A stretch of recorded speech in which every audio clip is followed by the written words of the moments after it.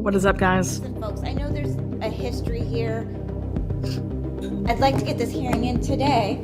You know, everybody needs to just focus on the relevant facts, okay? I know there's a history here. I know.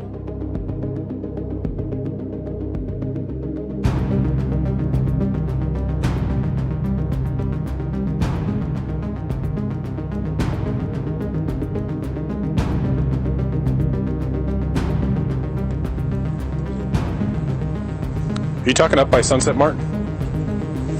Up the hill by the gas station? Yeah. Okay. Why did you?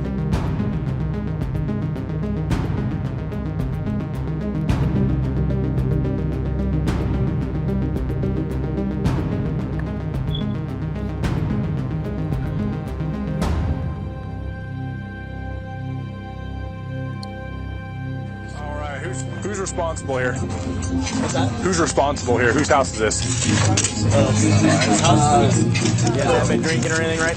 No. Okay. Drive careful, okay? Will do, thank you.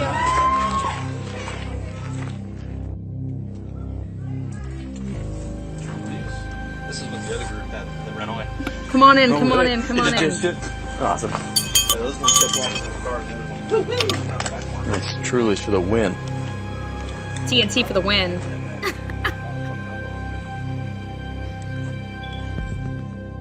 Tomorrow's gonna be pretty lit. Lit as a tit, guys. Again, welcome to the transparency. Disc that I was given to. So there was 2 different discs. Okay? They all knew about it.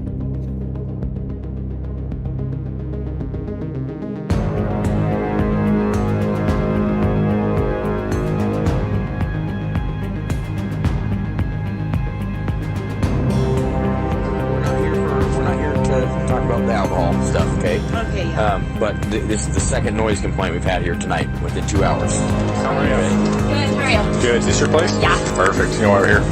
I see noise. Noise, yeah. Yeah. Big speaker right there. Yeah. Nothing against having a party. Once neighbors start calling in, then we have an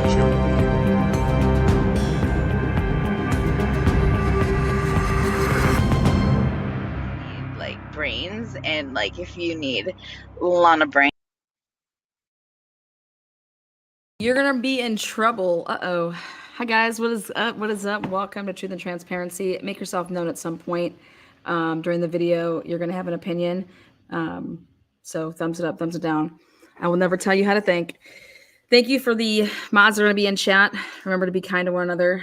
And always remember to use your own words and have your own opinions. All of that is welcome here. All right, we got to get right into it. A huge hearing tomorrow. Huge hearing in the Bryan Kohberger, Idaho versus Bryan Kohberger case. The 4 students murdered in November 2022.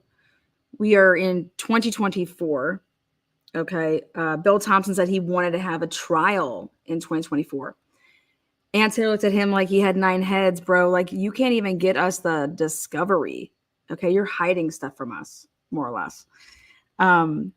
And here we are, the summer of 2024, and we have a huge motion to compel discovery. Imagine that. Well, guys, I want to take us back to, I'm going to use Hector here, and I want to take us back to June of 2023, July of 2023, and October of 2023. Now, we heard last week from Detective Mowery. He is with the Moscow Police Department. He did the majority of the search warrants, wrote them up, applied affidavits in them, went and got a judge to sign off, or a magistrate, whoever was signing off on those, and then went about, serving a search warrant and then getting those returns back, and compiled a bunch of search warrants in connection with this case. But do you guys understand that there was supposed to be a preliminary hearing with this case after Bryan Kohberger was arrested in late December of 2022? He was extradited from Pennsylvania he comes, he's in Latah County, and the prosecution and Ann Taylor, the defense, they agreed to do a preliminary hearing 6 months back from Bryan Kohberger's arrest date.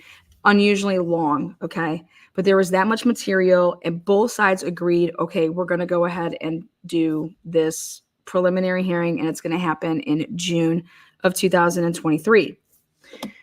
Now, something would go a little haywire. People can say, oh, no, the state just decided to have a grand jury in late April, beginning of May of 2023, right before then that June date, to have this, what was slated for a week-long preliminary hearing. Okay. So remember that. There was supposed to be a preliminary hearing, and then there wasn't because the state decided that they were going to have a grand jury to then come together, convene, give testimony to a grand jury. And ultimately, Bryan Kohberger was indicted. Okay. He was indicted from a grand jury. Meanwhile, Ann Taylor over here has been preparing, January, February, March, April, May. Oh, wait, what the hell are you talking about? Bryan Kohberger was indicted. My client's indicted. And I'm over here getting ready for this June, basically like a mini trial, Now, during the months of January, February, March, April, May, Ann Taylor was filing discovery requests. She did her first initial one in January, right when she got the case, and then she starts doing supplementals. 1, 2, 3, 4, so on. We are already to the 15th supplemental discovery request. Now, backing us back up, we're on the 4th or 5th now, motion to compel discovery. This was one of the first supplementals where Ann Taylor is asking for something. Not just anything, but like a bunch of things, okay? And so, here we go. Request 17. Please see Exhibit A to defendant's first supplemental discovery request for specifics. This was their way of trying to, hey, we're not going to go ahead and just like put this out here to the world, but here we're just saying this is our request 17. We haven't gotten it. And then the state's saying that, and this is the response to that. So I'm going to zoom in. State has responded that they are attempting to obtain this information if it exists. The state will comply with the request upon receipt. Okay. As of June 14th, 2023, counsel for Mr. Kohberger has not received this information. Request number 1, investigative reports and conclusions from all cell phone analysis, including but not limited to any analysis conducted by police agencies, FBI CAST team, or other Idaho authorities. Back in 2023, Bill Thompson. The state has responded by listing page numbers and audio files, video file names of information and data provided to the defense in discovery. But as of June of 2023, counsel for Mr. Kohberger has not received any investigative reports and conclusions of the analysis of this data conducted by police agencies. Now you're saying to yourself, what, Lana, what does this have? Come on, man. What are you talking about? Well, we'll get there. Request 4, all footage provided to forensic examiners with the FBI that used to identify the make and model of the vehicle. All reports generated, remember all this stuff? The state has responded by listing various page numbers and file names of recordings they have previously provided. However, they do not provide any reports. So what's this consistency that Ann Taylor keeps talking about? Reports.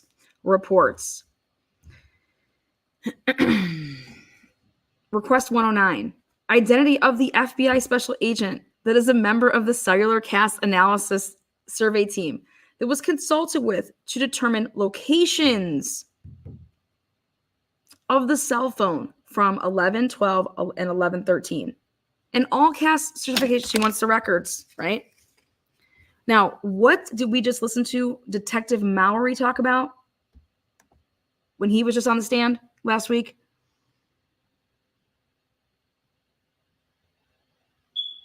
Well, we listened to him talk about, oh, he just happened to come across files and he just didn't know that they existed and sent them over to the defense last week.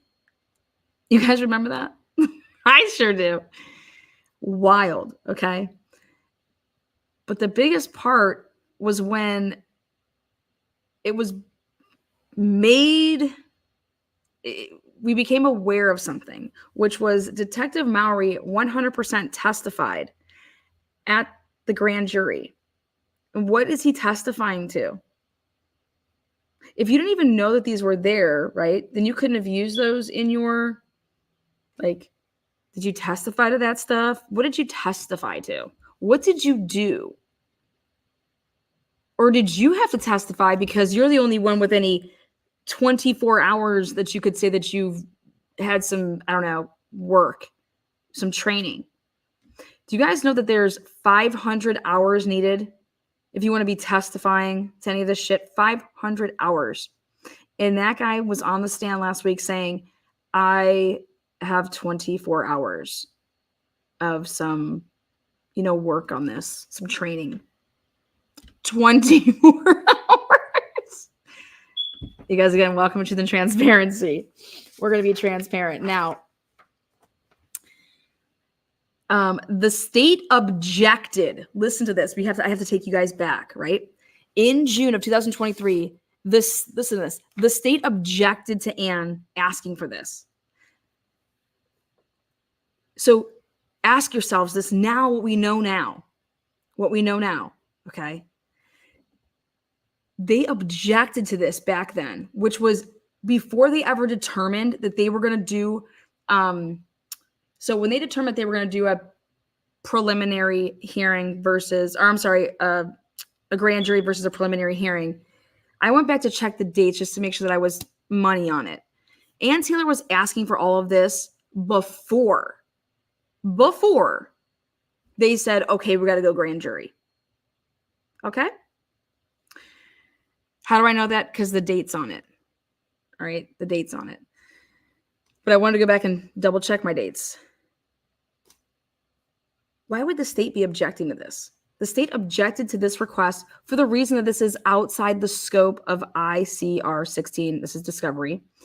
To the extent that the state intends to offer expert testimony, it will comply with ICR 16b7. So wait, it's objecting to this because to the extent that the state intends to offer expert testimony. Okay, so you're not going to give us this. All right. So this is when you're going to play chess and not checkers. You're getting people to say things to you so that you could eventually then use it against them down the road. Okay. So they just said that we're not going to give you, we're objecting to this. Let me go back right here. So this request number 109, identity of FBI special agent that is a member of the cellular CAS analysis team that was consulted with to determine locations of the cell phone. Well, what did we just find out last week? We just found out last week that his name is what? Balance? Nick Balance? Nick Balance. They didn't have a problem just whipping that out in the courts. Nick Balance. You guys know that Nick Balance just testified in the Idaho case with the fucking freak shows over there at the Daybells. I don't watch any of that shit. I won't watch any of that shit. There's a nice place, an island for people like that to go to and for it to just have nuke bombs. Nick Balance. So if you guys want to see anything that Nick has to say or testimony or whatever, you guys can go find some of his stuff out on the Daybell case.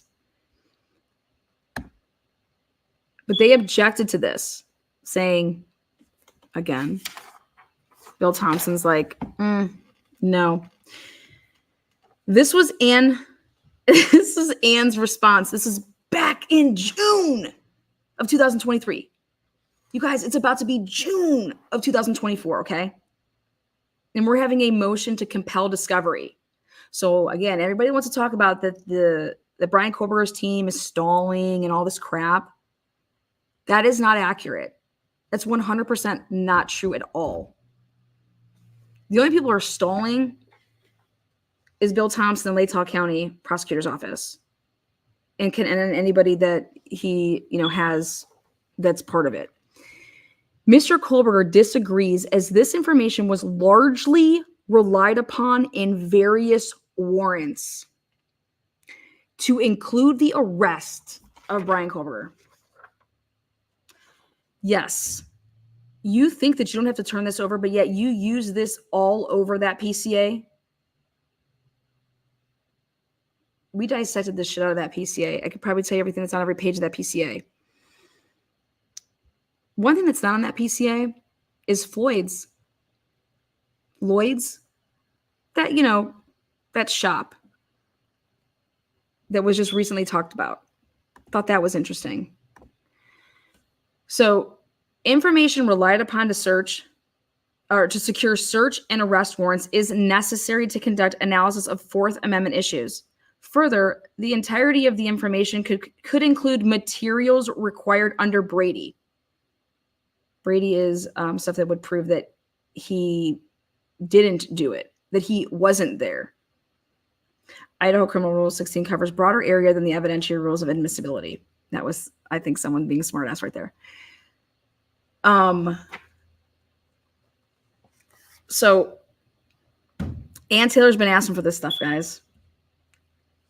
Asking for it. Then just woo-hoo, here we go. Mowery sits down in the hot seat and Mowery just starts doot, doot, doot, doot, doot, chirp, chirp, chirp. So check this out. They then asked for all audio recordings related to all search warrants obtained in this matter. So what that means is, like, you are going to go and obtain a search warrant. So that's going to be recorded when I'm going in front of a judge. The state has responded that they are attempting to obtain this information, if it exists. But remember, guys, right here, it says that the defense has been provided with a photograph of a DVD entered into evidence, and it is labeled as search warrant audio. Liars. They just flat out if it exists, we'll give it to you. You know that it exists. And how does Anne find these little nuggets and her investigators find these little nuggets? When you're going through the discovery, you come across things that say, refer to this, refer to that. And then you know that, okay, hey, we have to look for this report. Well, there's a picture right there. And here, oh wait, there is also a notation that this DVD was copied to the county on 1/13/2023. So there is a photograph that this CD exists, but you're going to act like, well, we'll look for it if it exists. You guys always hear Bill Thompson saying, that doesn't even exist. Your Honor, they want stuff that doesn't even exist. Bill, you need to sit the fuck down. It's time. It's time you need to sit down. Now, this was actually the document that I used when I came across that name right there. And that's how I found the Drake Moore case, just so you guys know. Now, eventually what would happen is the state on July 11th, they would have their little answers to stuff. Let's take a look at that cast here. They wanted to answer. Request 1, investigative reports and conclusions from the cell phone. And here you go. The state has responded by listing page numbers and audio, video, file names of information and data, right? As of June 13, 2023, counsel for Mr. Kohberger has not received any investigative reports and conclusions, and that the state complied with, and they're saying this. On this day then, 6/5. Now look at this, 7/11. That shit didn't matter. But then you try to provide something so that this doesn't go into like a hearing. But if there's a motion out there for you to compel, and then you go ahead and you hand them stuff, here you go. So we're not getting to the point that we're actually having the hearing. Well, we got to the point, we have the hearing. We had some of it last week, and tomorrow we're having a huge bomb. A huge bomb. Cy Ray is going to be on that stand tomorrow. And I don't think that's going to be the only witness. Can I get a witness?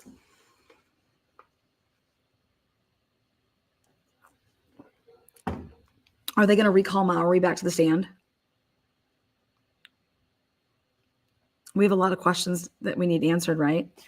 So now let's look at what they tried to provide with in response to request 17. I want to see request 17. The state has responded that they are attempting to obtain. The state has complied with this request and has provided the following: a hard drive provided to defense on 4/5/2023, which would have been after, but before that date. If this is in fact true, then what that means is you're talking about an FBI interview of Bryan Kohberger that was never recorded, and possibly a phone call with Detective Payne to Bryan Kohberger. Okay. Now let's go to request 109. This is the cast. This is their response. The state has complied with this request and has provided the following. Again, on 7/11, now you're going to try to give these new reports. But now we just heard Mowery testify, right? We just heard Mowery testify. And so they tried to say that this is what they gave them, right? On 7/11, and that's complying. And now we just heard Mowery talk last week, and he said that he just came across stuff when he was prepping for that hearing. Do you guys see this? See these lies? Okay, now I'm taking us back on this journey so that you guys can understand where we're headed. So that wasn't all that there was when you just discovered. This was discovered on 7/11/2023. So now underneath this, it would say something else, discovered on whatever the date was last week, 2024, May. And they want to go to trial. So remember, we're all thinking that there's going to be a preliminary hearing, okay? Because how did they get to Bryan Kohberger? How did they get to Bryan Kohberger, right? We had the affidavit was released, and we're all reading it. And at first it may have looked good, and then you actually read it again and you're like, wait a second. No. How did you get to him? Because remember, in that affidavit for the, for the probable cause, there was no mention of a tip came in thanks to IGG, right? Right. Now the next thing is 136. Let's see what they had to say about that. And that's the only thing I care about after that. This was about the audio recordings, right? To get these search warrants, right? The state has complied with this request. And they're trying to say this is when it was discovered on. So it was discovered on this date, but so did you give it to them? And I'm guessing that they did, which is all about the search warrants. Body camera, recordings, notes, all information collected at the autopsies. The autopsies, right? The state responded that they do not have these items in its possession.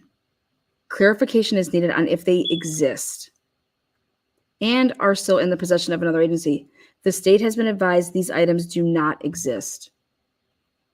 The state has indicated in its response to prior discovery requests from the defense, the state has and will continue to provide in accordance, right? Okay.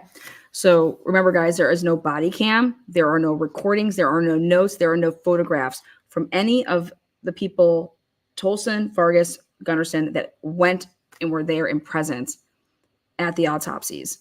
Those people just stood there, remember? With their you-know-what in their hands, okay? What the hell are you there for? All right, now, because Ann Taylor was fired up, as she should have been. Now. So no preliminary hearing. It goes to a grand jury, all right? And then now in September, Ann Taylor starts filing, and they're going to, well, this actually got filed at the end of August, but here it is, motion to dismiss indictment on grounds of biased grand jury, inadmissible evidence, lack of sufficient evidence, and prosecutorial misconduct in withholding exculpatory evidence. This is what happened in October. It was set for October 26th. And then it was agreed upon that that this hearing would be held in two parts. One in the beginning of the day at like 10 a.m. and the next one at like 1.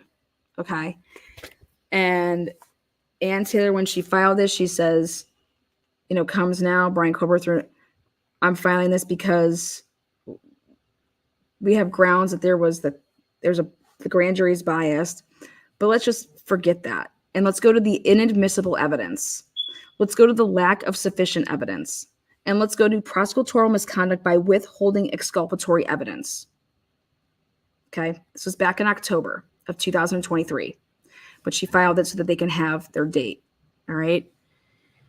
And what she was asking for is that Mr. Kohberger raises, remember, 24 issues, which are set forth in full in the memorandum. And we were like pissed that we couldn't get this. Remember this? We couldn't get this because that was under seal. The first part of this hearing that would happen on October 26th was closed to the public. And at first, Ann Taylor had stipulated that, but that the second half would be open to the public. All right. And so judge then so ordered that the defendant's motion to dismiss, there's going to be that there's going to be that closed hearing. And that was so ordered. Then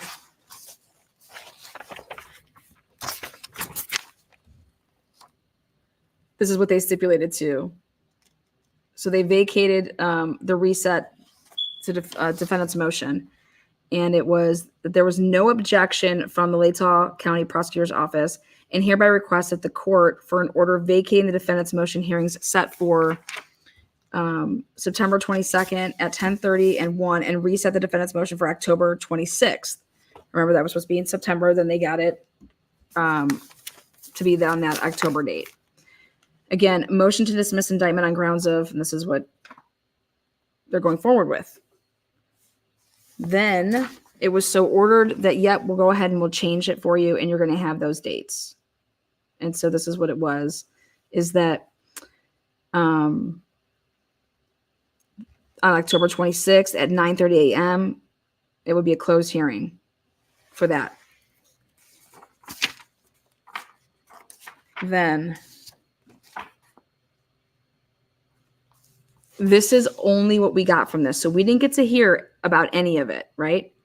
And this is what the order was. The public order denying motion to dismiss indictment on grounds of biased grand jury, inadmissible evidence, a lack of sufficient evidence, and prosecutorial misconduct. Okay.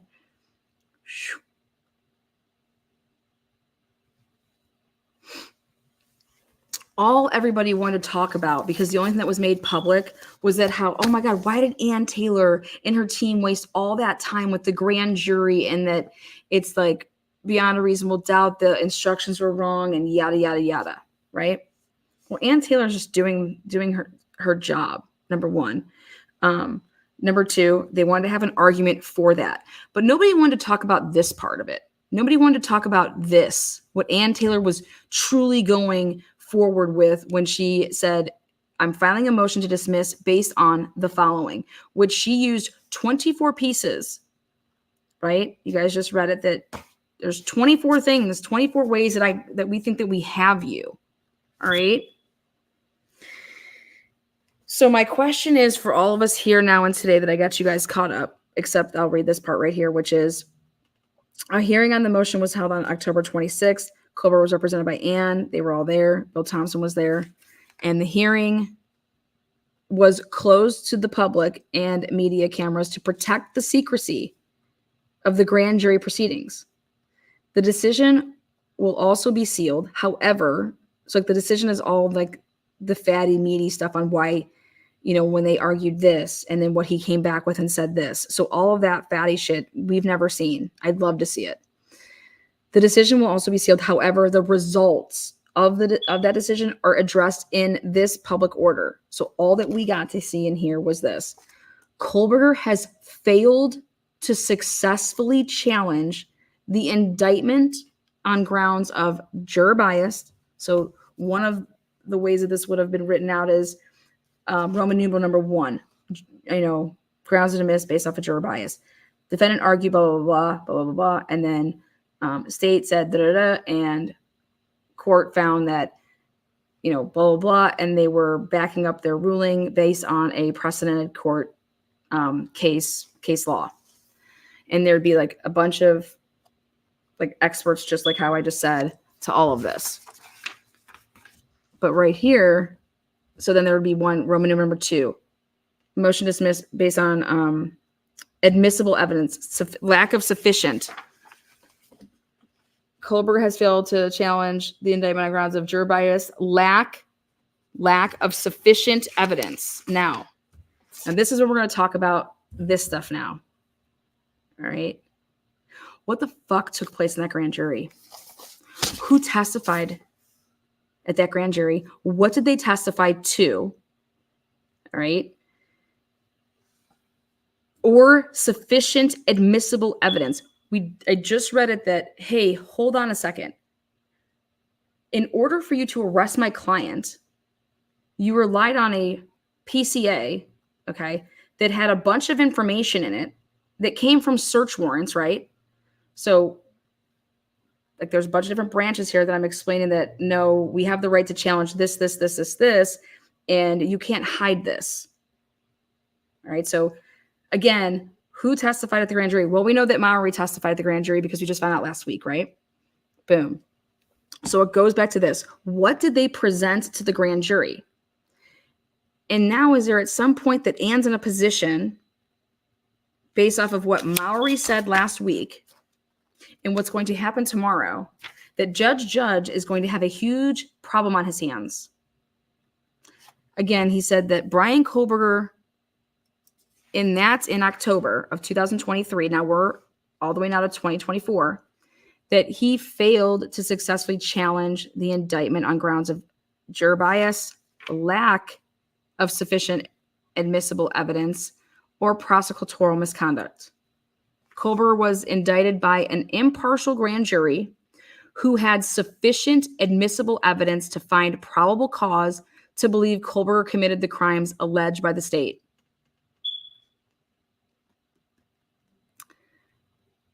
Further, the state did not engage in prosecutorial misconduct in presenting their case to the jury.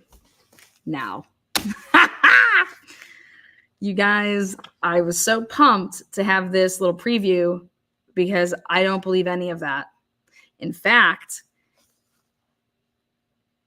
based on Mowery's testimony last week, did you guys notice anything different about Judge last week?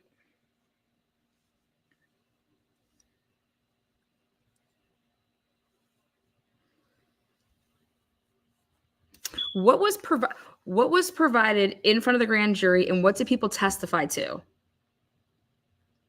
Again, because that's what indicted Bryan Kohberger. Not to mention, though, then you go one step back. Who wrote up this PCA? He paid more attention, didn't he? Seemed like he was ping-ponging. His head was a ping pong ball.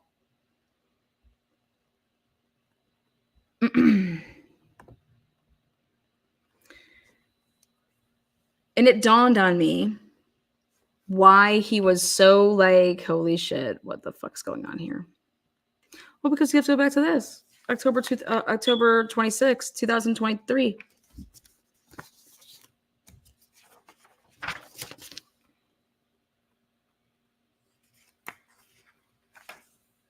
We have a lot of things that have not been resolved since Ann Taylor motioned to have this hearing to compel discovery, because there's also this motion to unseal parts of IGG material.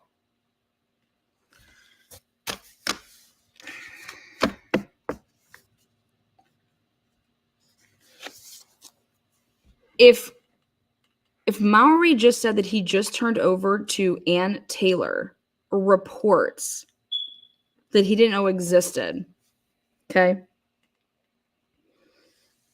And if those reports were used or alleged to have been used but really weren't in the PCA, so did they just fabricate all this shit? Who provided Payne with anything? Who provided Mowery with anything? What did they use? What was their methodology? Who did they, I mean, so do we need to take another look at what Detective Mowery truly said in his testimony? Because Cyree is going to be testifying tomorrow, but who else is going to be testifying?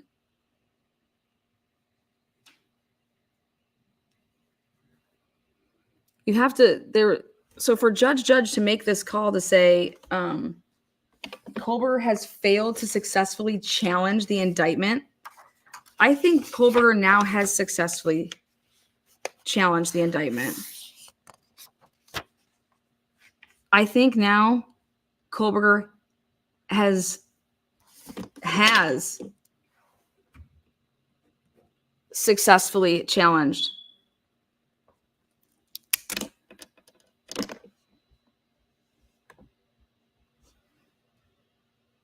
And so what happens then?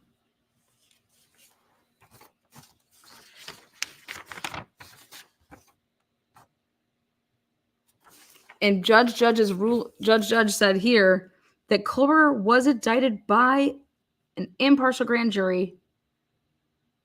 So if a grand jury was provided misleading / even just, you can even say it's misleading, wrong, whatever the heck you want to say. There's cases that have been overturned because of expert testimony that was totally wrong. I think I showed you guys all about that hair shit, right? And I said, well, what if that was going to be the case with all this cast shit? How fucked is the FBI going to be? How fucked are all these cases that all these people that relied on? What's going to happen? Kohberger was indicted by an impartial grand jury. How? How were they impartial? They were provided with shit that's not true. They were provided shit that's not true. And number two, and that grand jury was provided with sufficient admissible evidence. This stuff wouldn't be, how did you obtain Bryan Kohberger's, and this is what we're going to get into. I'm telling you, there is no way that we cannot sit here and talk about the AT&T September 23rd warrant. How did they get, what did they provide, okay, the courts with when they obtained the search warrant of Bryan Kohberger's historical records for the 24 hours before and 24 hours after the killings? And I'm going to tell you what they provided. They provided cast. Right? No? When did cast get involved? Because remember how they had his phone number? They had his phone number based off of what? He got a ticket. The name Bryan Kohberger was assigned to a ticket or an infraction for $5 for a seatbelt. And he gave them his number. And so therefore you would pump in his number and it wouldn't have hit on any of the geofencing. It wouldn't have hit on any of the towers during the 2 hours that they got. I think it was, they did 3 to 6. 3 to 6 with this one.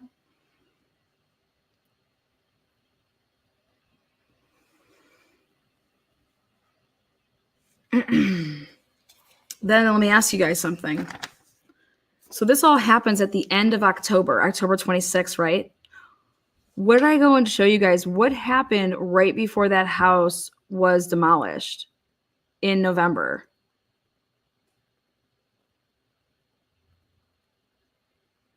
I told you I thought I saw Cyree. at that house with Ann Taylor with that little cap on in the videos from when the media was there. And I think I used JLR's video to show it to you guys.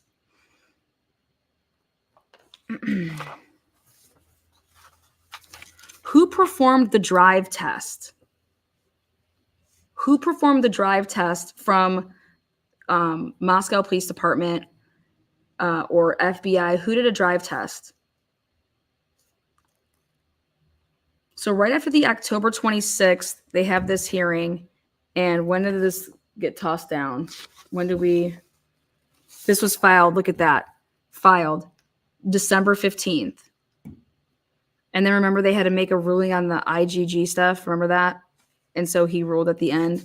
So,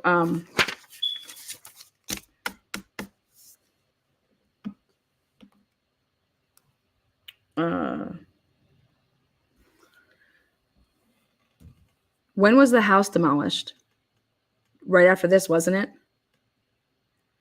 So the house is demolished right after all of this. And basically that, so then you can't tell if you're inside the house and what type of service you're getting, right?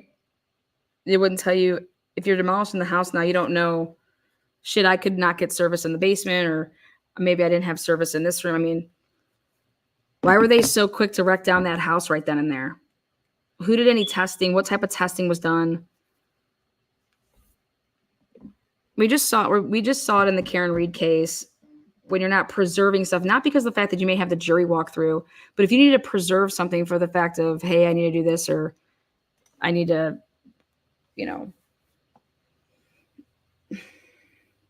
nobody was going in there to look at evidence. Okay. This is all about the data. To compare it to what? So don't you think what would make sense is that, well, let's get our hands on the report, the drive test. This is my take. Where's this drive test that they would have done that mimics Bryan Kohberger's, like, so we're going to do a test, you're going to do a test, we're going to do these tests, and then we're going to compare them, right?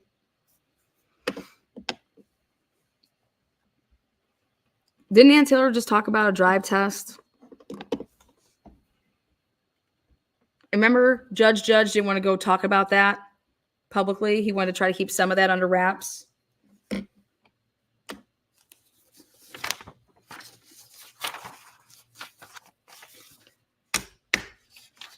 You guys, there is no way.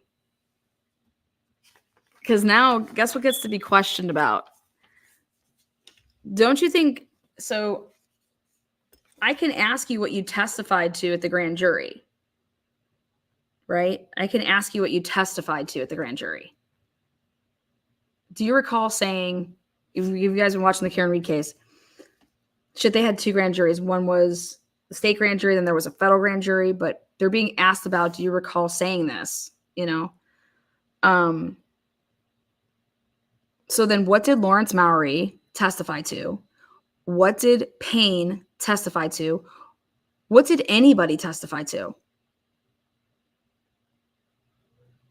And when you provide that type of information then to your investigator or someone that knows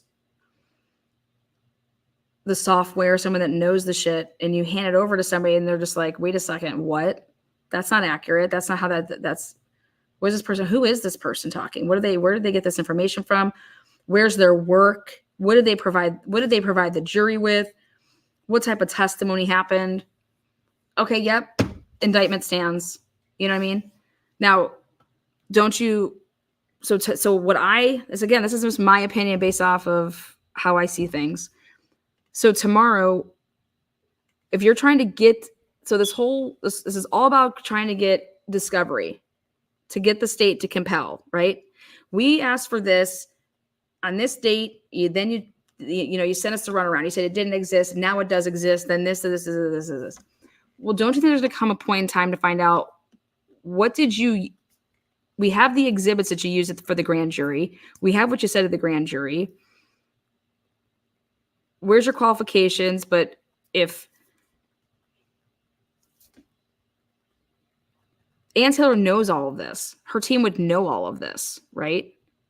So what's tomorrow all about? Well, let's go back and listen to what Lawrence Mowery said, right?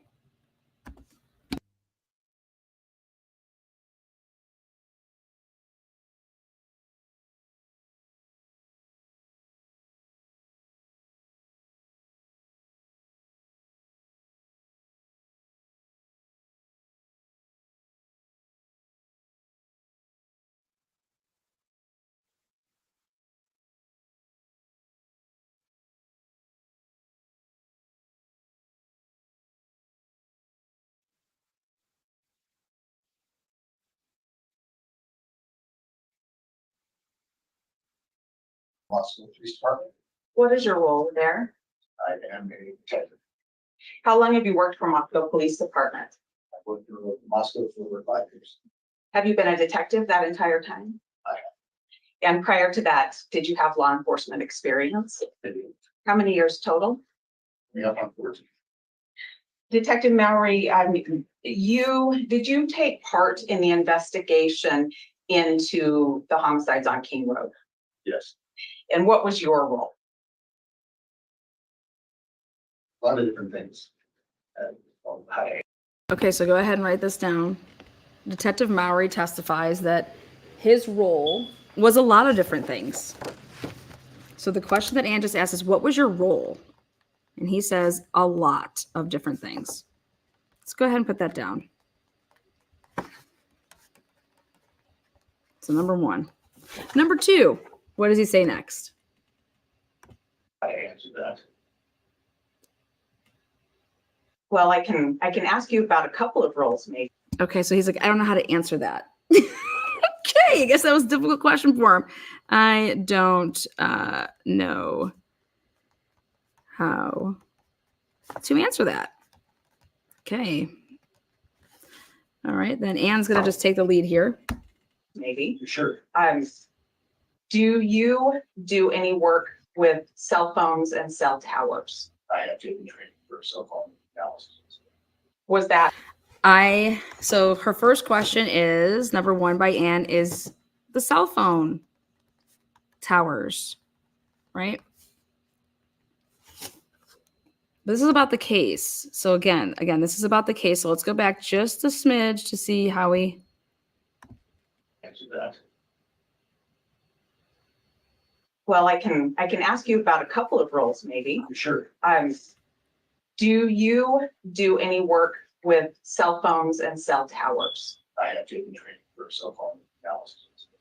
Was that one of the roles that you played in this investigation?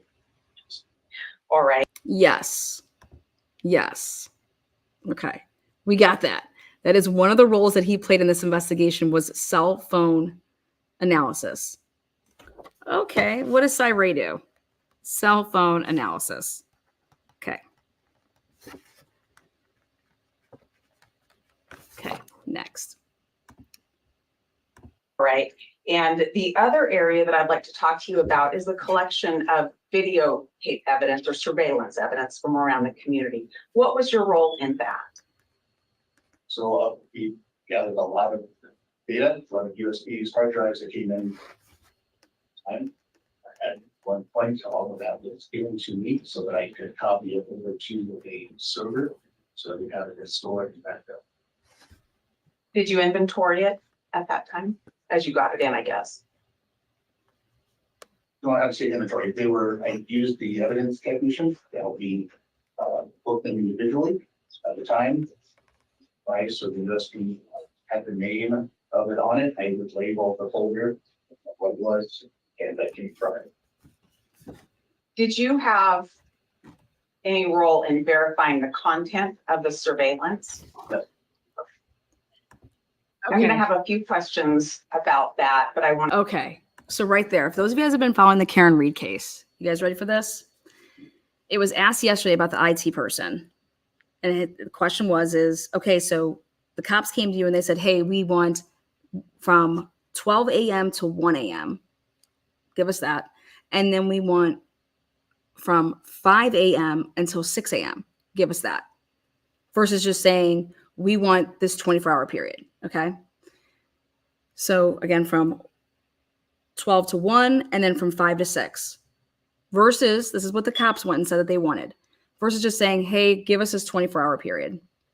Give us this 12-hour period. But then the next question came to the guy, which was, okay, so you went ahead and you just downloaded that material. Did you ever then, after you downloaded it or was like scanning it over, however you want to word it, extracting the material, that video onto then the device of a CD player, here you go, or whatever you're giving it. Did you view it? Did you view it? And the IT guy said, no, I did not view it. So therefore, no, you have no idea what was on it originally, right? And also you wouldn't know like how much time was there. Like when you like, if you're, how much time was on the original recording? So was it 1 hour and 6 minutes and 33 seconds? And then, oh, wow, we get it. And this is only a 54 minute. There's only 54 minutes here. Like that's how you could tell that it's been deleted, right? So this is also why you log stuff, right? I want to talk a little bit more about your role with cell phones and cell towers. So let's start there, okay? What training do you have for that role? So some time ago, I went through what they say PATC training, which is cellular analysis, and I've also taken classes with CAST codes. The cellular analysis, is that particular to the device itself, the cell phone device? No. That is particular to towers? To the towers and the providers themselves. When did you take that training? Well, the CAST, I believe it was in 2019, and then I also did it again last year.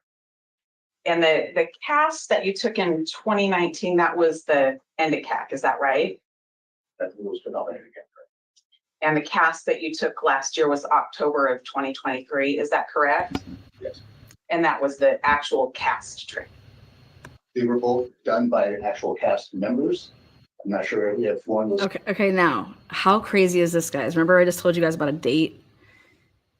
October 2023 was the same month that October 26, 2023 of the motion to dismiss.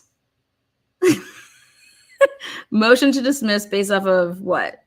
Insufficient evidence, inadmissible evidence, biased jurors, whatever, right? So that same month, he decides, I'm going to go get some more training with my cell phone analysis, whatever. One was sponsored by the other, but they were both performed by FBI CAST members.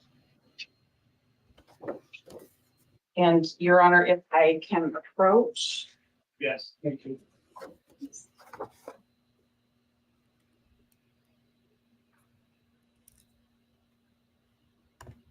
Detective Mowery, I'm putting in front of you what's labeled as Defendant's Exhibit O, and those are 2 certificates for training.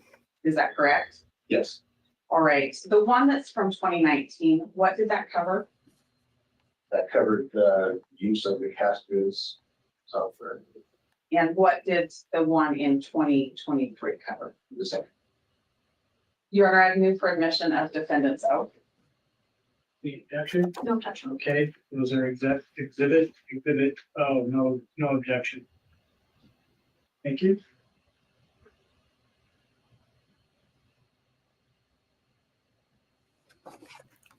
The Detective Mowery, how many total hours do those certificates represent of CAST training?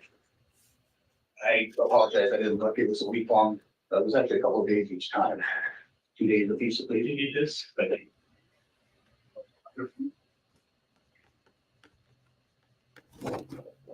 so 2019 shows 24 hours, 2023 says 16 hours. Which was Thank after you, the, like, Detective. 16 doesn't even matter because it was after he would have done anything. Detective, you've written some reports in this case, is that correct? Yes. I want to talk about two particular reports right now. One is from May the 5th of 2023. Do you recall that report, or should I bring a copy of that to you? It'd be helpful to add a copy. I can definitely do that. Okay, so this is the first report. May of 2023.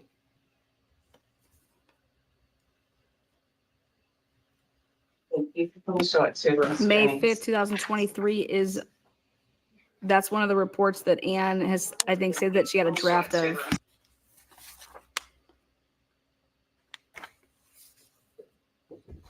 So again, this would have been after the arrest of Bryan Kohberger, okay?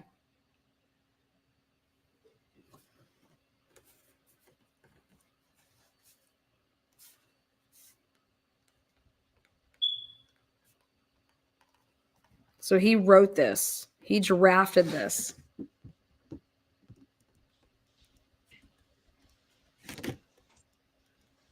We have a jury next door, Almost. just so you know, that's all about. All right, you there, buddy? Let's go.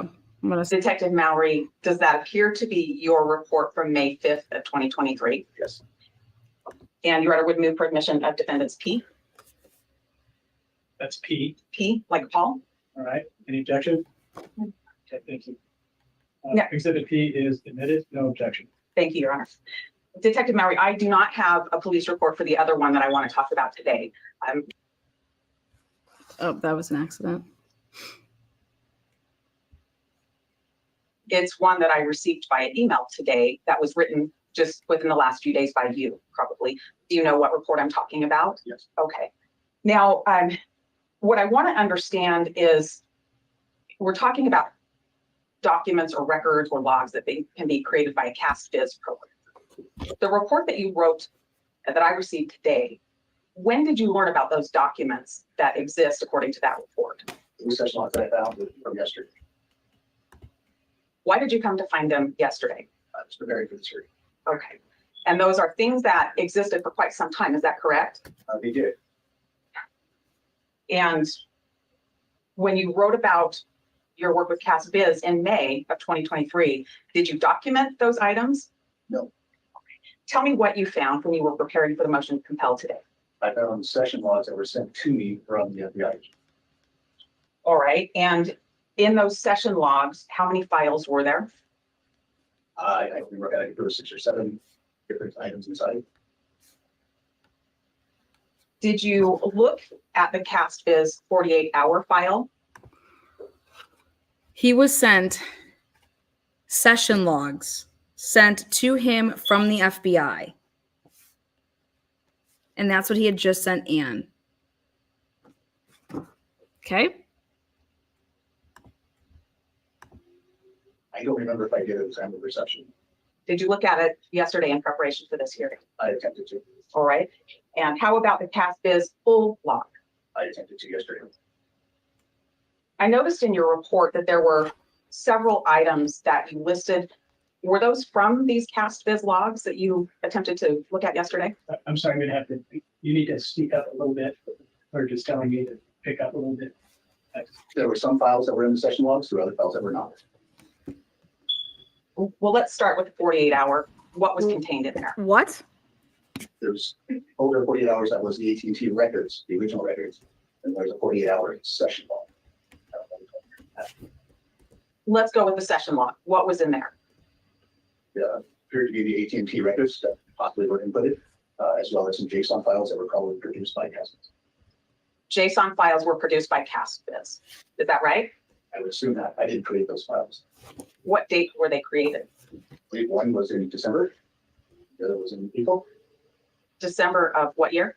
20, And April of what year? 23. Could you tell who created those? I could not. How did you get those? I was provided those via email. By who? I made balance of the FBI. What Who? did you do with those? I gave them as soon as I realized they were in my possession. I had contacted the prosecutor and gave them. And that would be just yesterday, is that correct? Yes.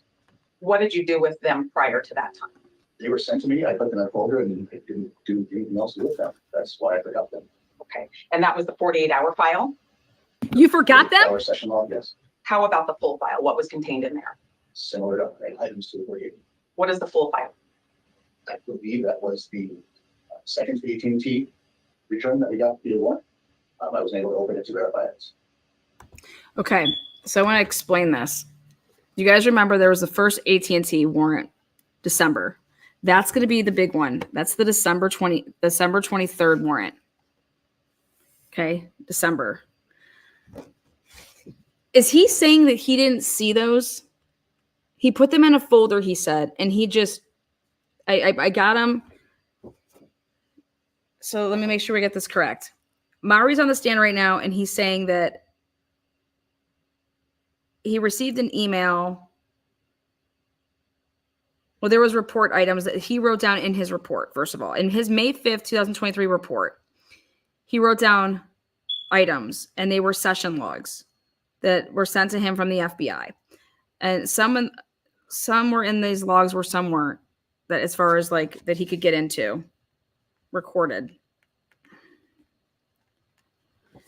And they were originally the AT&T records from December 2022 and then April 2023's. And he put them in a folder. He put them in the folder. So you put the December 2022 in a folder and you never looked at them? Then how did you create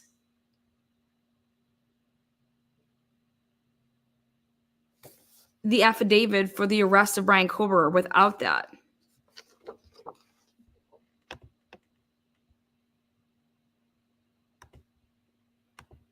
They were in my possession. I had contacted the prosecutor and given them. And that would be just yesterday, is that correct? Yes. What did you do with them prior to that time? They were sent to me. I put them in a folder and I didn't do anything else with them. That's why I forgot them. Okay. And that was the 48-hour file? You forgot them? Our session log, yes. How about the full file? What was contained in there? Similar to items to the 48. What is the full file? I believe that was the second AT&T return that we got via warrant. I was able to open it to verify it. Okay. Now, what they mean by this is they're calling the 48-hour file. Okay. That's the file of the historical records from Bryan Kohberger's phone.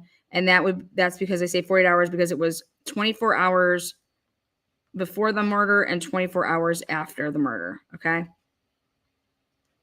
That's what they're referring to when they say the 48-hour file. That's the AT&T search warrant dated December 23rd, 2022. Now, I have that.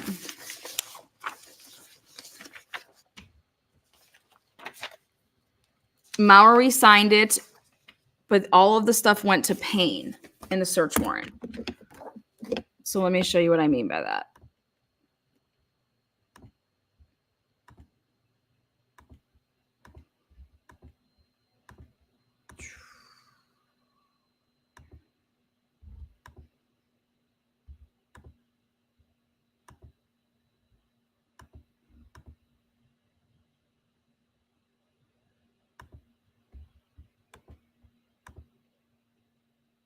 AT&T, here it is.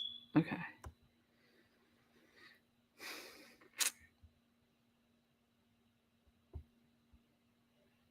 A copy here of was given to the following named persons on the 23rd day of December. Brett Payne.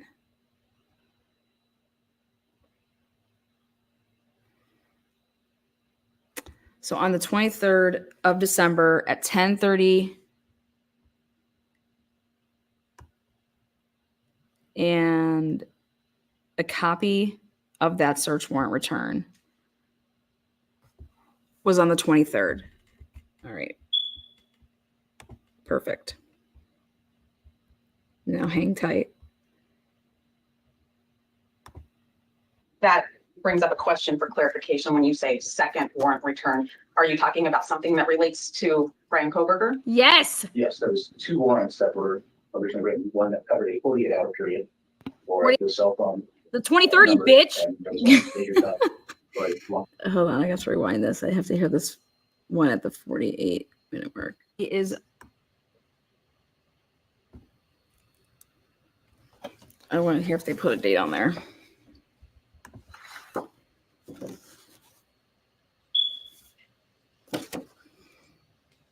We have a jury next door. Okay. Just so you know, that's all about it. I think Officer P. Detective Mowery, does that appear to be your report from May 5th of 2023? Yes. And your honor would move for admission of defendants P? That's P. P, like Paul? All right. Any objection? Okay, Okay, thank you. so what you do, Yeah. Exhibit P. he is wrote up this admitted. No report objection. after the Thank fact. you, Your Honor. Detective Mowery, I do not have a police report for the other one that I want to talk about today. Holy ballsack. They don't have a police report for that one It's yet? one that I received via email today that was written just within the last few days by you, probably. Do you know what report I'm talking about? Yes. Okay. Now, what I want to understand is we're talking about documents or records or logs that can be created by a CAST-VIZ program. The report that you wrote that I received today, when did you learn about those documents that exist according to that report? The session logs that I found were from yesterday. Why did you come to find them yesterday? Okay, right here, you guys, listen. He just found these the day before he testified, okay? He didn't know that they existed. And what my interpretation of this is that when they were sent to him, he just put them in a folder and just put them and just he forgot about them.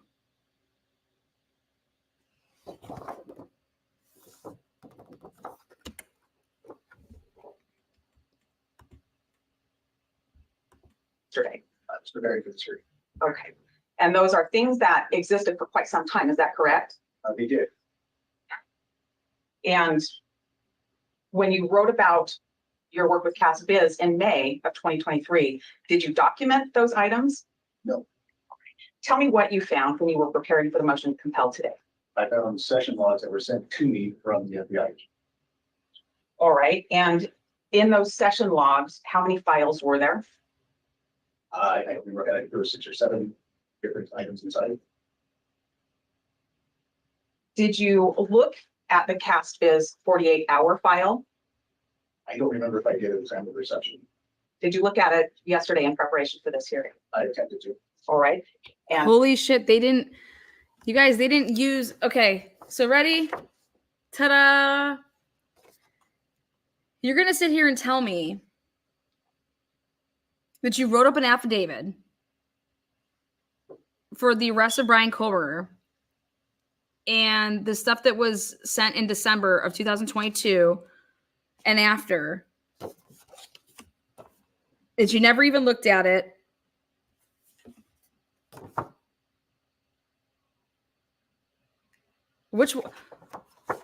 So did you in fact use CAST? And is that actually Brady? What you have right there and that you just turned over, is that Brady material, meaning it is exculpatory in nature, that it shows if you would have actually used this, and this is the drive test, and this is the stuff that they did, and you actually use this, it shows what? It shows that Bryan Kohberger isn't where you say he is, isn't it?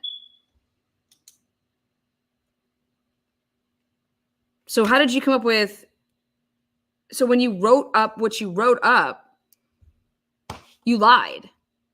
You lied in a fucking probable cause affidavit for the arrest of Bryan Kohberger because you didn't use, like we just said right here, you didn't use that material.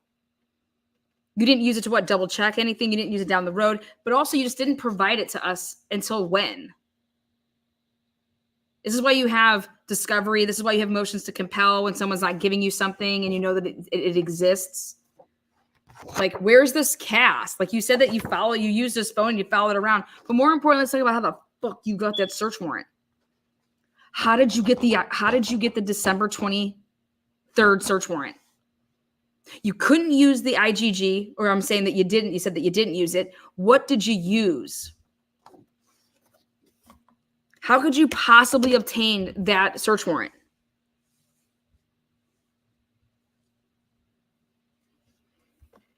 And so Judge is over here because Ann Taylor didn't even bring the boom questions yet.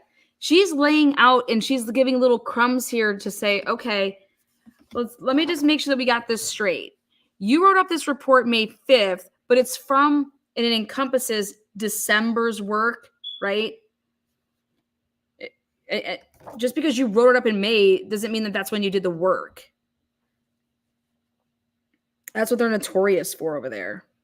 Fucking Idaho State Police, same thing.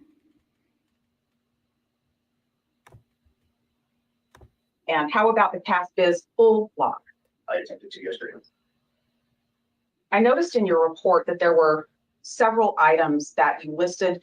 Were those from these CASBIZ logs that you attempted to look at yesterday? I'm sorry, I'm gonna have to, you need to speak up a little bit, or just telling me to pick up a little bit. There were some files that were in the session logs, there were other files that were not. Well, let's start with the 48-hour. What was contained in there? What?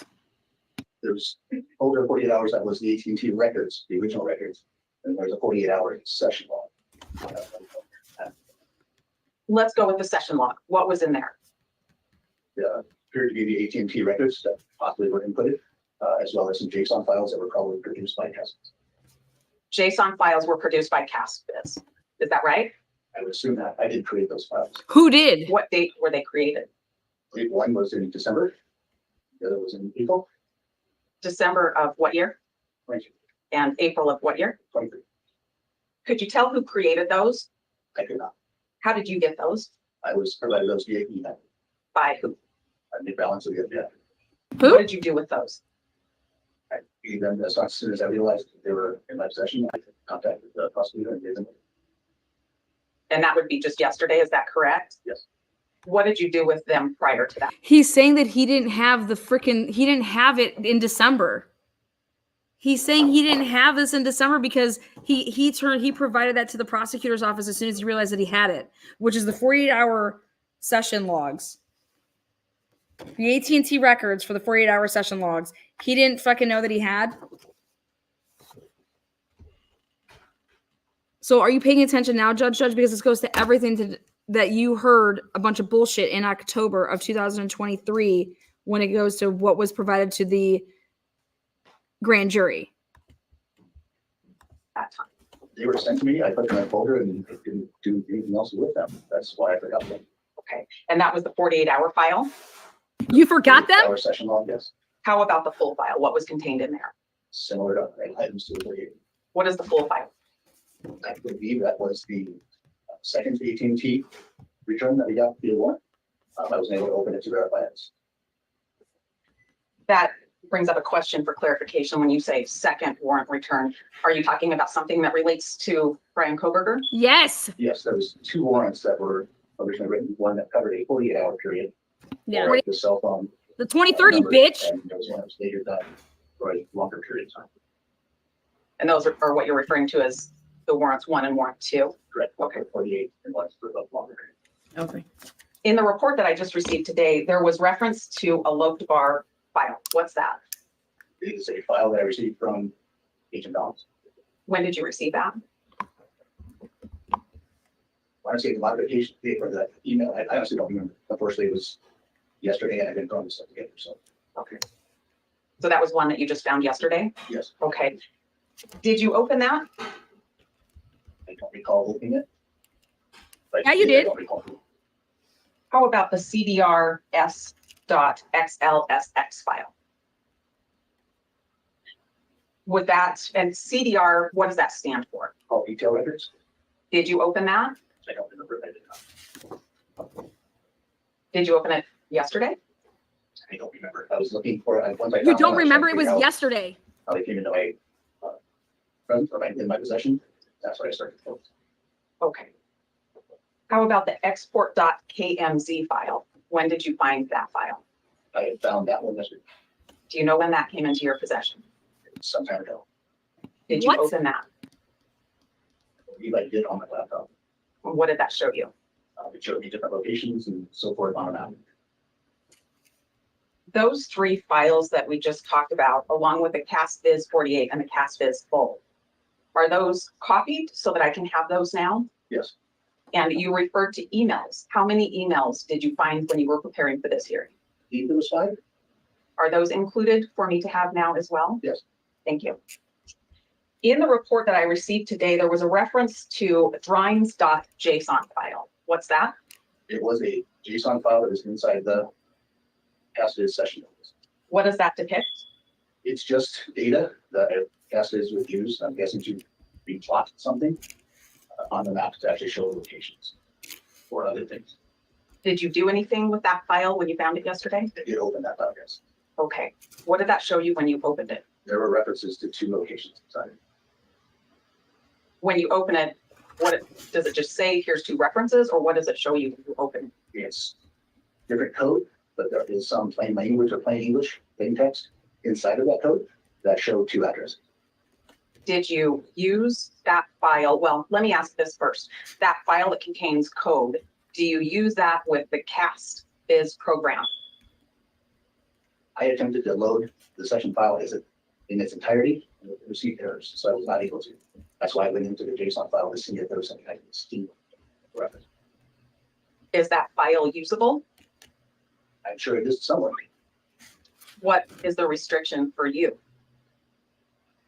I don't know what restriction is. I don't know what to do with that file outside of if I could possibly bring it into the database. I tried to put it in.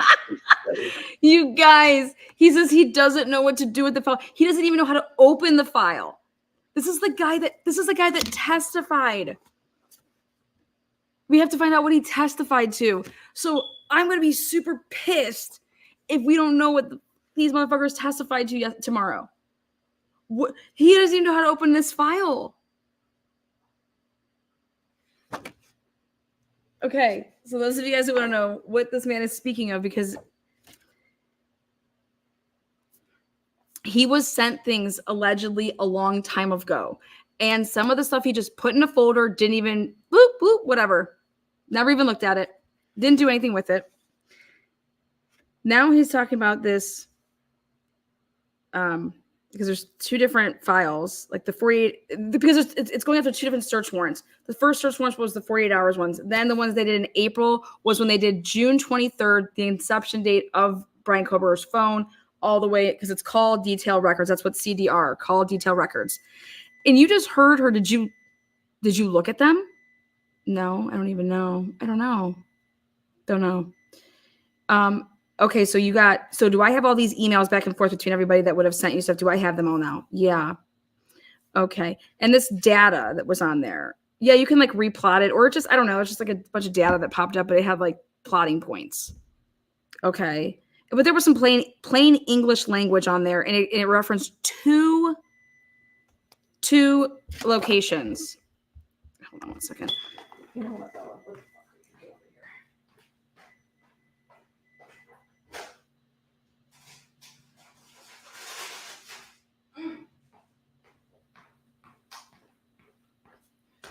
you like pina coladas? I'm getting caught in the rain. 2 locations. What locations do you think that those are going to be?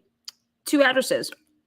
My guess is 1122 King Road and what? Bryan Kohberger's address? Maybe.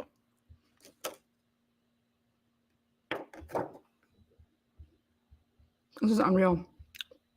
Combined session logs, which is what I was trained to do. Right? Didn't get that. I didn't pull that file. What were you trying to do? Is that file available on a discovery drive for me? I to the prosecutor today. Thank you. You gave it to him today? Okay. In the report that I just got today, there's a reference to another CastBiz session and some screenshots. What is that about? I believe you're talking about just the regular 48 hours folder. I don't know. I'm curious. So that I provided 2 folders. One was CastBiz, and one was my last name of Mowery. That was to differentiate the files that I found that were provided to me, and the folder of the files that I used to create this report. Okay. CastBiz is the files that you found while preparing, Correct. and the one that says Mowery is what you used to create your May 3rd report of 2023. Yes. Okay. I think I understand that now. In that file, I think your report said you found screenshots dated April 19th of 2023. Yes. All right. Does that mean that's the day that you put things into your CastBiz program? That was the day that I made the screenshots themselves. Okay. Where are those screenshots now? Are those also included on the drive? Yes. Okay. And then your report dated 5/3 says that you were asked to examine the record. So I'm a little confused if you had something that you took screenshots of on 4/19, but on 5/3 you were asked to examine the record. What were you doing on 4/19 or before to get those screenshots? So I was tasked, the date was May 3rd for the report. It's not the date that I asked him. Okay. What day were you asked to do? I do not remember. I'm gonna guess that it was somewhere around April 19th. That's when the screenshots were created. Okay. Let's talk about that time frame then and what you did. Did you actually use a CastViz program at that time to create something? Yes. The CastViz program that you used at that time, and we're talking about springtime of 2023. Well, Okay, ready? April 19th, 2023. Guess what he was creating? He was creating his work to testify to the grand jury. That's what was going on in April. So I went back and I checked I went back to the state of Idaho judicial branch of the portent, what do you call it? Those cases where the whole docket's there. And I went to April. And April 14th, we have in March, remember what happened in March? Remember Ann Taylor's investigator, they filed because they wanted to bring good old Bethany into town. And we found she has exculpatory evidence and all this crap. So that's what happened at the end of March. And then all of a sudden the state goes into a complete fucking frenzy, right? He was falsifying his work. See where I'm taking y'all? We're about to find out. He doesn't even know what he's talking about. But so I went back to just to double check, and on 4/24, petition for appointment of special assistant attorney general. On 4/24, order appointing special assistant attorney general. So on 4/24, now comes a Latah County prosecuting attorney William W. Thompson Jr.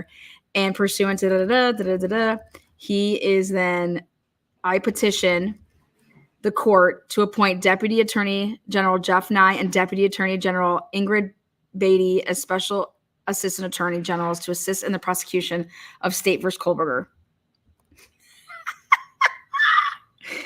Shit.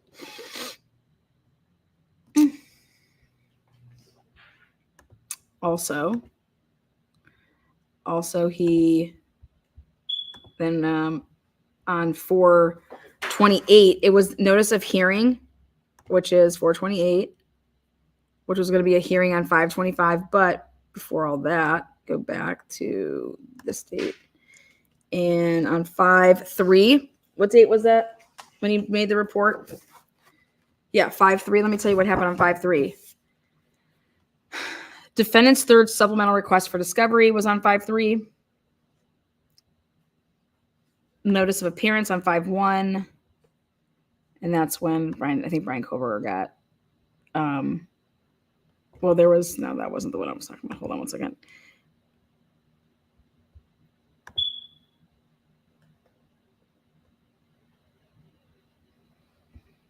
So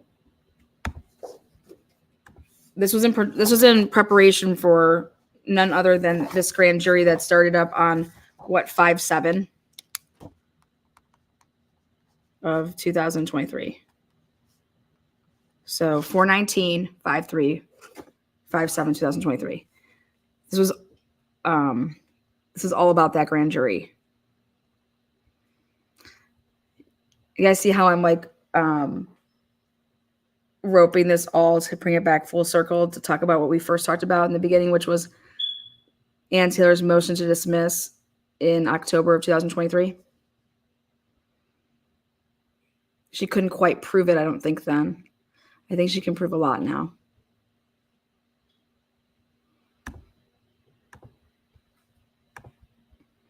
we'll call it April for now, if that's fair. What training had you received by then to do this CastViz program? The 2019 training. Okay. With the CastBiz program, what's the first thing that you did? Once the program is open, you can drag and drop the CDR records into the program. CDR means call detail records. Right. Did you do just 48-hour records or did you do full records in April of 2023? I only do 48 hours. When you put the records in, those are the call detail records, and those relate to what? To the phone that the records were coming back to. The number you associated with Bryan Kohberger. Right. Okay. After you put those call detail records in, do you have to do anything with cell towers? With the AT&T, no, because the cell tower locations are in the AT&T CDR. Okay. So you put that record in, the tower locations are already part of the call detail record that you put in? Yes. Is that something that you have electronic on your computer and then you open your CastBiz program and just import it into the program? Yes, AT&T provides both PDF and text documents of the file. And I use the text documents to put into CastBiz to edit adjust. And when you do that, what gets exported? Nothing. At that point, nothing is exported or created that I know of. Can you export the session that you're working on? And export session log, yes. Did you do that? No. How did you create screenshots? By using the built-in Windows snip tool, as well as the built-in Windows game console, I believe they call it the game bar, which is just accessed by hitting Windows G. That allows you to record your screen. Are those the only two things you did, is screen clip and screen record? Yes. How many times did you use call detail records in the CastBiz program? Probably a dozen times. I'm not entirely sure. That was a terrible question. How many times did you use the CastBiz program in relation to Bryan Kohberger's call detail records? I don't know. I don't know. Okay, so she's trying to ask him like, okay, so you already, basically like you would have already done this before, right? Because you arrested my client based off of this call detail records aligning with his phone, moving through, and that's how you guys have this page 6 in the PCA that outlines where Bryan Kohberger was traveling, remember? And he just says, I don't know. Wait, you had to do this before, like you wrote a probable cause. You wrote an affidavit for the probable cause of the arrest of Bryan Kohberger for the murders of 4 kids. And all up in that shit was what? This.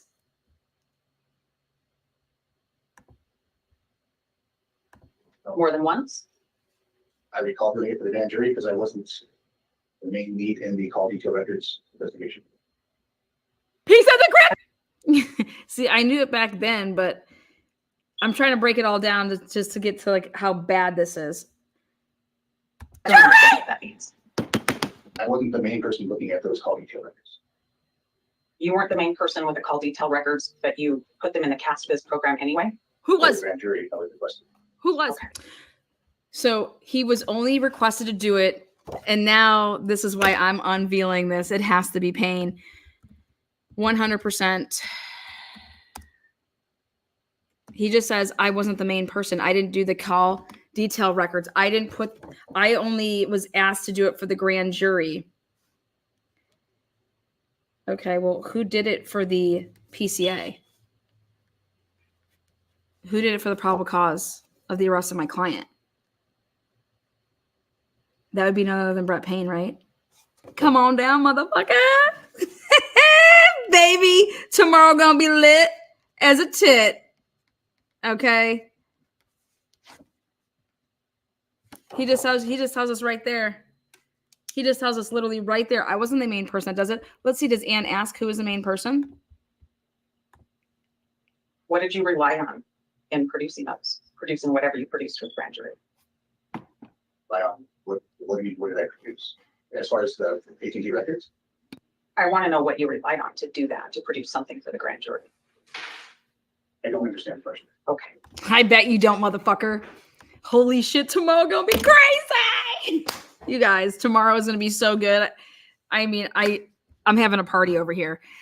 The hearing is live here on this channel. The hearing starts at 1 my time. I'm gonna start the pregame at noon. We're going hard tailgating. Okay. We are living wages for all right here. You guys, what the hell? Woo! Let's see what else he has to say here. But see, Ann Taylor doesn't ask who was the main person, because Ann Taylor knows who the main person is. Just like we all know who the main person is. Who wrote that PCA? Well, none other than that little bold ass motherfucker who's about 5'2" on a good day. That's right. That's right.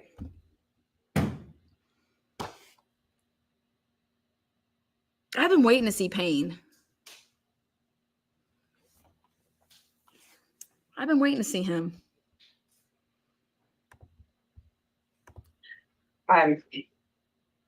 You weren't the main guy with the call detail records or with the cast viz programming. Did I understand that much right? There was another investigator that was doing it. Okay. But you end up involved in it somehow in April of 2023, is that right? That's why I was asked to examine the data to provide that for the grand jury. Okay. Who asked you to do that? Was that all of your instruction?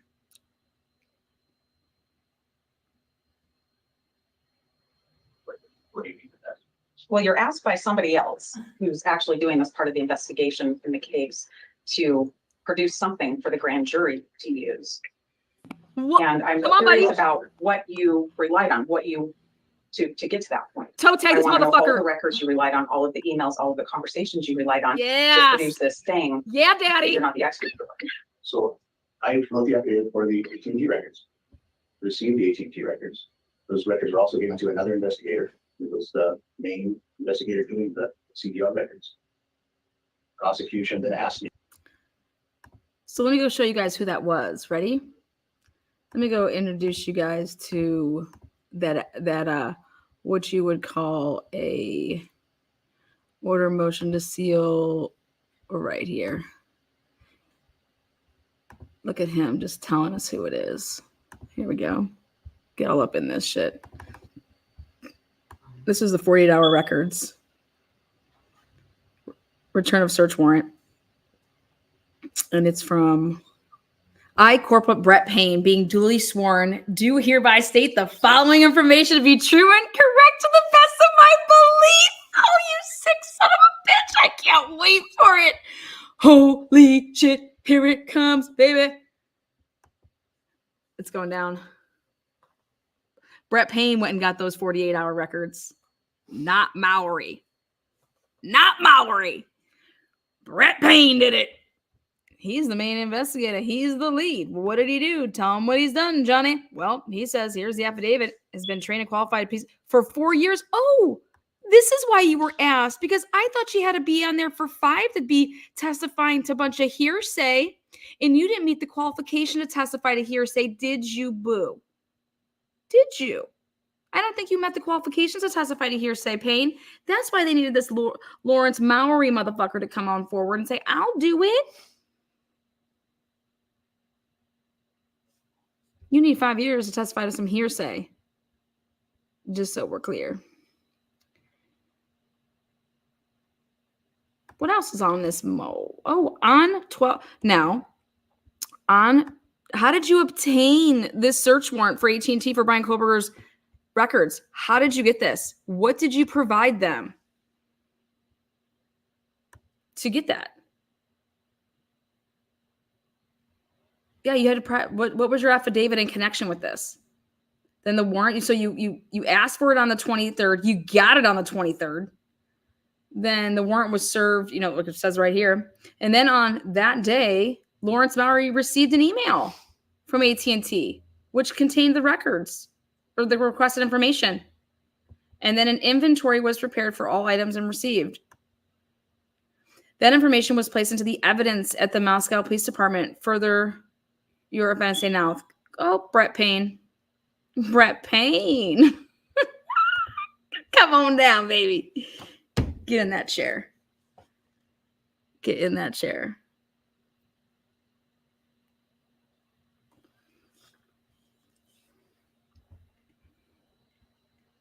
And there's gonna be like, we call Mowery back to the stand.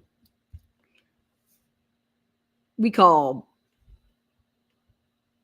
this, I mean,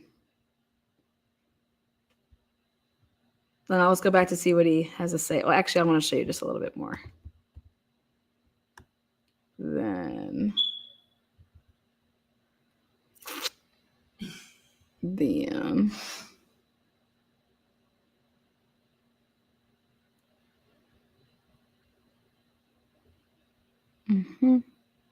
here's the order.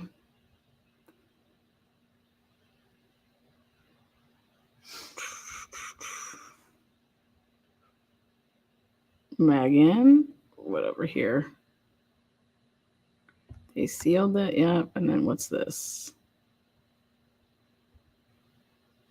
Order, seal, redact.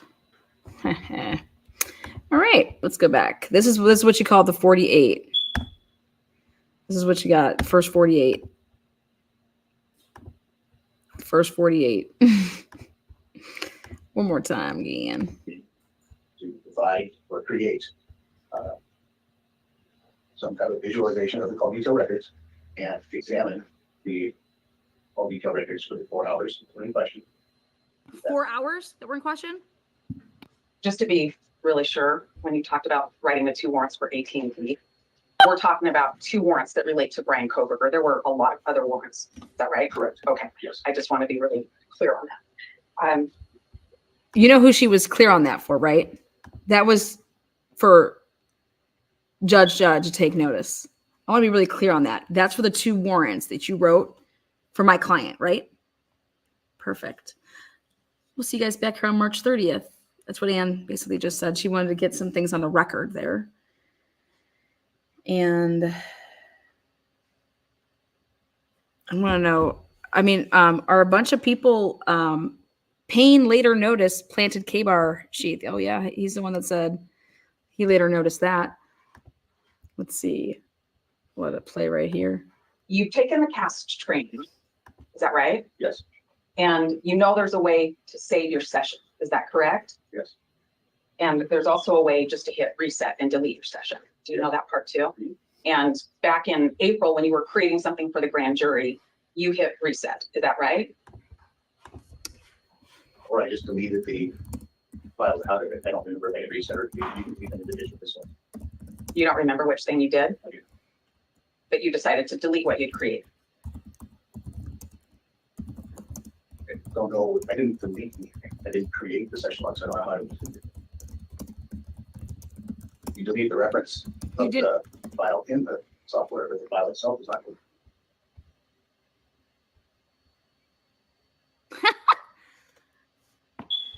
No. I want to make sure I understand.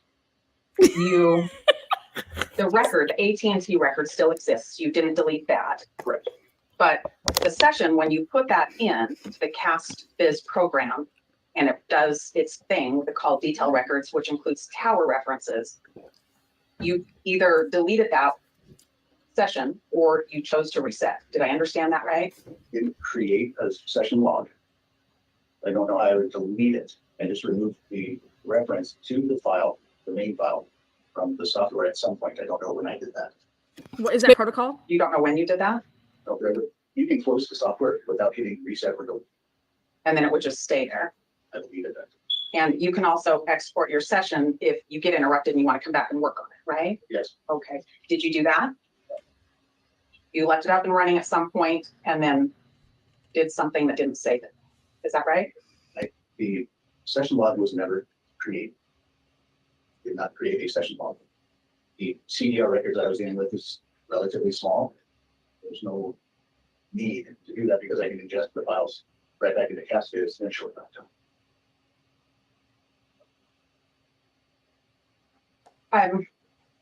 Your Honor, just for clarity, may I approach? I have another exhibit to show him. Yeah, because he's not making a lick of sense here. Let's see if this. I'll give it to you, Honor. Thank you. Oh wow, Anne's on a little approach. I'm just kidding. Again, welcome to the transparency. Make yourself known. Thumbs it up. Shit's going down. I'm about ready to switch gears. I'm going to talk a little bit more about videos for a second, but if I can have just one moment, Your Honor. Sure. Thank you. Okay, let's switch gears for just a minute. You, during the course of your work Did you make contact with the Idaho Department of Transportation Holy shit. to talk about some of the cameras that cover main roads coming into and out of this? And did you attempt to make preservation of any items? What items did you want preserved? I was trying to see if they had saved video or still images. All right, so none of that, we already know what he did with that, but I just cared about this. So, and then I want you guys to see what the questions were when she sits down. When Bill stands up, I want you guys to see what happened here. I have a whole bunch of documents that is not clear whether I should sign the sealing or not. For the administration of that. Okay. And can you explain to me, when are those, you talked about them being purged from their site? What's that schedule? From going on their website yesterday, it's a public website, so I was able to go back to it, share the video. Casper's also allows a time. When we started talking, we talked about you kind of being the guy that would book or take videos in from different agencies, even if you didn't verify what was on the device you received. Is that right? Yes. And do you, I have a specific one that a couple of them I want to ask you about. One is from Red Star Coffee Shop. Do you recall receiving that video? Red Star Coffee Shop. Come on, guys, write it down. And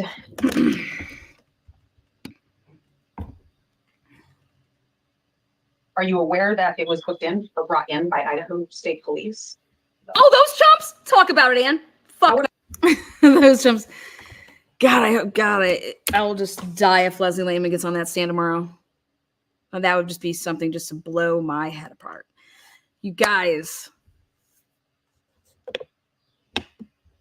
this is wild. This is wild.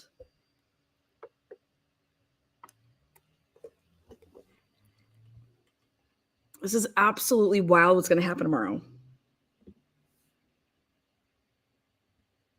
I want to know if the family's going to show up, or if any of the family's going to show up.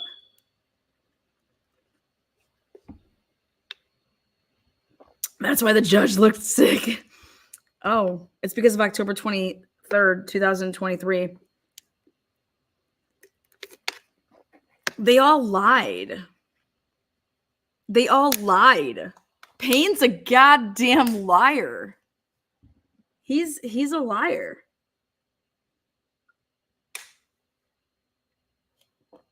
This guy, you weren't asked to get involved right up until when? Oh, because we needed you for what? The grand jury. So what did y'all use before we got to the grand jury? What did you use to come up with this? To do this part of it? This is your affidavit for the arrest of Bryan Kohberger. All right. Affidavit for that.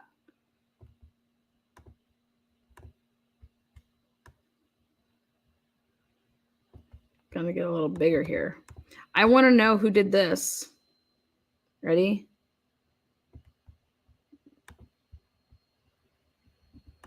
What's up? What's up? What's up? Tiny lying puppet. I can't even believe this. You guys know that Idaho4 case has been my baby since November of 2022. Shit. Myself and Bella have done some serious hours to put in to get our hands on some of the stuff that we've gotten our hands on to provide for this case.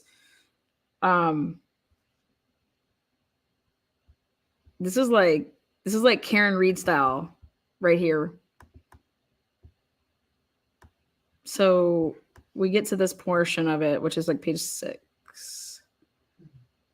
Maybe it's 7.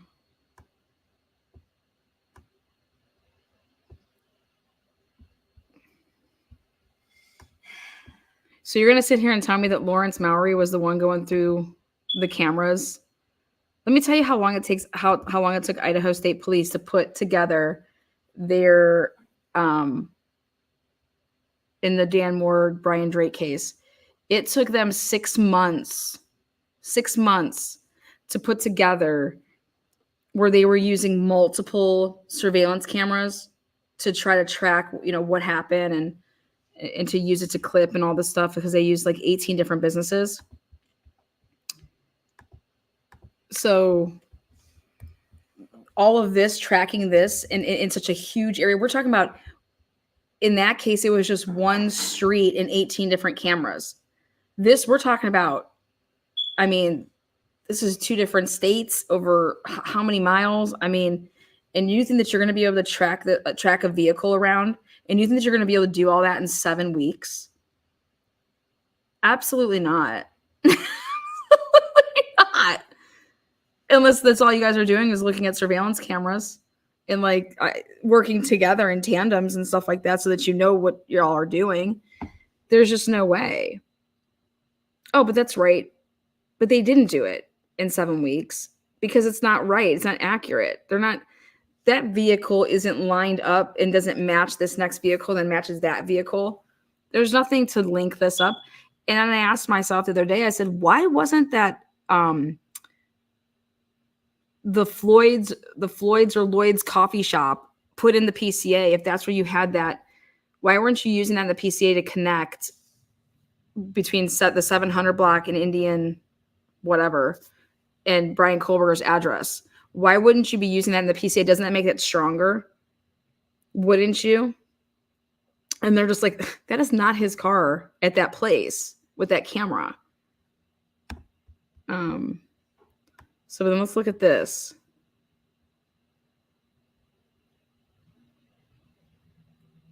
So screw all that. We want to look here. Once they were able to, this is the, usually a PCA is put in chronological order. All right, you're supposed to put it's usually in chronological order because it would make sense in like how you came across everything in your investigation. And so we get to this part, which is, okay, finally the name, Bryan Kohberger, because, but how? If you're not going to use the IGG material that got you that tip, how do you get it? Well, we're going to use it. We're not going to mention it, but so we're going to have to say that we found it through seeing this vehicle. And then we tracked down. And remember I said this? I said, you guys are going to have to show me in their investigative reports that would be labeled supplemental 1 with a date, supplemental 2 with a date, supplemental 3, and all these dates that are going to be going in chronological order to say who's the person in the Moundsville Police Department that called up and said, hey, what's up, WSU? I need to get all your registrations of anybody that bought a parking pass on your guys' campus. And then I've got us over here in Moscow. I'm doing it at our campus. Can you give me every single car that has a parking pass? Right? And I'm going to go through it and then, okay, this person's car is registered. It's a white what? Hyundai Elantra. Like maybe at first you were not saying that it was just like a Hyundai Elantra. Maybe at first it was like, okay, it's a white. It could be any Hyundai. So let's go with, Sonata, whatever. List all this crap. But you're going to have to show that you did that, right? And there's going to be reports that you're doing that. And you're doing that fairly quickly on in the investigation to be tracking down this car, to then be tracking down how you got to the name Bryan Kohberger, and then how you happen to say, oh, let's look at his license plate, or let's look at his license identification card. Oh, he looks like he has bushy brows. Now let's go ahead. Oh, he's got that type of car. Let's go ahead and look him up in the system. Bryan Kohberger. Oh, wait, look. So the first thing to me that they would have found out is that he had a parking ticket, or not a parking ticket, but he was pulled over and he got like a citation. And so then he pulls up the body cam on that. He was pulled over a different time. They pull up the body cam on that. Then they realize that on these tickets, which where did they get their hand on a ticket? The actual like copy of him saying, did he verbalize his phone number? Remember, they didn't release any of that to us yet. We don't know that. We don't know if Bryan Kohberger truly filled out a ticket and put his phone number on it. You know what I mean? We don't even know that. We don't know that. You think I believe any of this shit in this PCA? Absolutely not. I don't. And I don't believe it because I can prove otherwise with stuff that they put in here. For example, right here. But this is the way that once the FBI would have given them the name Bryan Kohberger from their IGG investigative work, then they would have put it in the system. Oh, wait, who's Bryan Kohberger? Okay, wow, he goes to WSU. Now, how do we get WSU to participate and just give us the material? Oh, he wanted to be a cop, so you got to go to Pullman and talk to them. Okay, because WSU ain't just like passing out. Yeah, you can have students' files. That's not how that works. And they didn't perform their WSU warrant until after he was arrested. Number one, and number two, so like that's not the way.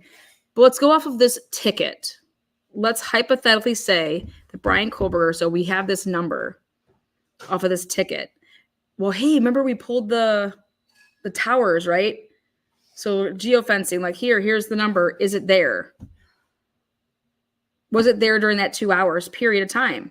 And the answer is no, it wasn't. So then you just get, boom, you get X'd off. Okay, so he wasn't in the area.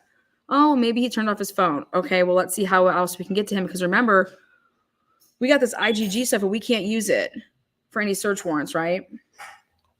So, okay. What do we do next? Well, we have that video, and it looks like it could be a white car. It looks like it could be a white Honda Elantra.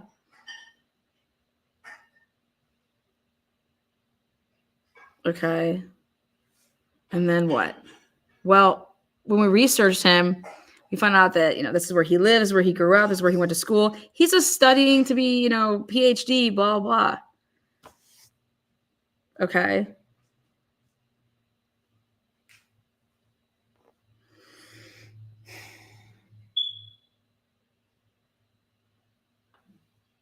How did we get to the point that you're going to be able to get a search warrant on December 23rd? Let's see. This is how they say that they got it. So normally what they'll say is, did you provide a picture of that guy so that one of your eyewitnesses could pick him out? No, because that would totally kill your case, right? But if you go back and you read when it says that, we're going to talk about Dylan right here. DM did not state that she recognized the male. DM did not state that she recognized the male. This leads investigators to believe that the murderer left the scene. Hey, so that guy the guy that walked past you, did you know him? Did you recognize him? Did not state that she recognized the male. What the fuck does that even mean? Okay. But nowhere in here does it say, like, once you got Bryan Kohberger, well, here you have an eyewitness. Wouldn't you put that in front of, once you do a lineup? Well, yeah, you would do a lineup. You would give him a 6-pack. You'd have him look. Nowhere in here does it say that there's a 6-pack done. Then let's get to this, which is all of this happens. And they're saying, oh, we have a white Honda Elantra that was out driving around late at night. Oh, you do? And we have a white Honda Elantra that was driving out over here. Oh, you do? Okay.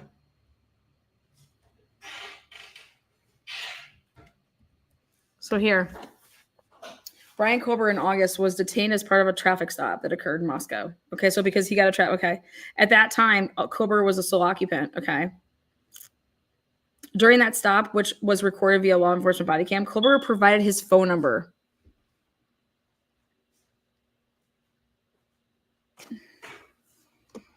Investigators conducted electronic database queries and learned that 8458 phone is the number issued to AT&T. Oh, then he was pulled over again. Then what happens? Based on my own experience and communication with Washington law enforcement, I know that they require this. Okay. Investigators believe that Kohberger is still driving the 2015 white Elantra. Okay, so then they follow him to Colorado. Kohberger's Elantra was then queried on December 15th, 2022. Okay.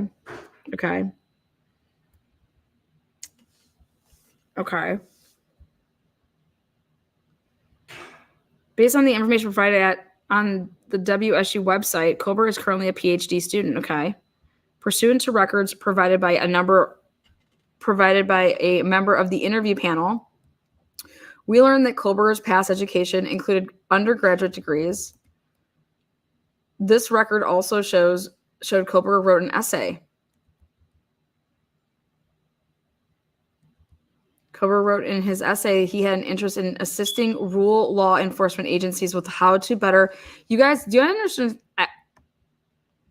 Right here, I don't even know if I believe that. I don't even know if I believe this right here. You understand that?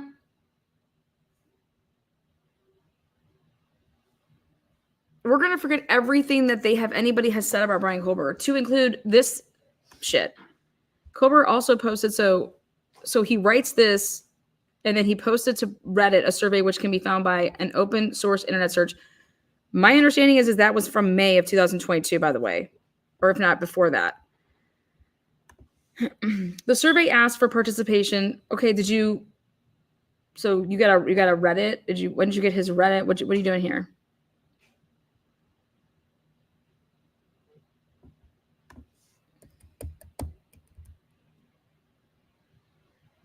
Ready? As part of this investigation, law enforcement obtained search warrants to determine cellular devices that utilize cellular towers. This is what I was just talking about, in close proximity to the King Road residence on November 13th. And remember, after determining that Kohberger was associated to both that Elantra and this, investigators reviewed these search warrant returns. And guess what? It said that did not show that the 8458 phone utilized towers. Okay. So it's like, okay, what the fuck? Based on my training experience and conversations with law enforcement officers that specialize, this is when it says individuals can leave their cellular telephones at different locations. Leave them at different locations. That's interesting. Can either leave their cellular phone at a different location or turn them off. This is done by subjects in an effort to avoid alerting. And this is when he says that I also know that on numerous occasions, subjects will surveil an area where they intend to commit a crime. And now this is what you need to understand. How in the world did you get a search warrant? Depending on the circumstances, this could be done a few days before or several months. During these types of surveillance, it is possible that an individual would not leave their cellular device at home. On December 23rd, I applied for and was granted, and this is what it's all about. What in the actual F did you say? And guess what we have now? We know that CAS was used to get this search warrant right here. You want to know how I know this? Because of Mowery. Mowery said that was uploaded in December of 2022. And then he just put it in a folder and didn't even realize it was there, remember? On that warrant right there, CAS was used to obtain that warrant.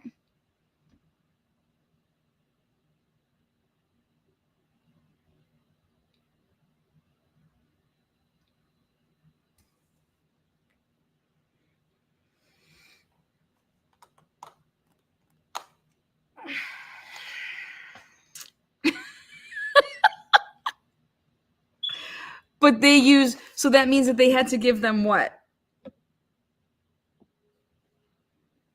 What did you provide them with? And Lawrence Mowery just said what? He wasn't involved.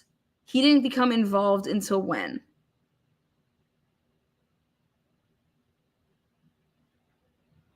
Until April. Right before they needed him to testify for the grand jury. Okay.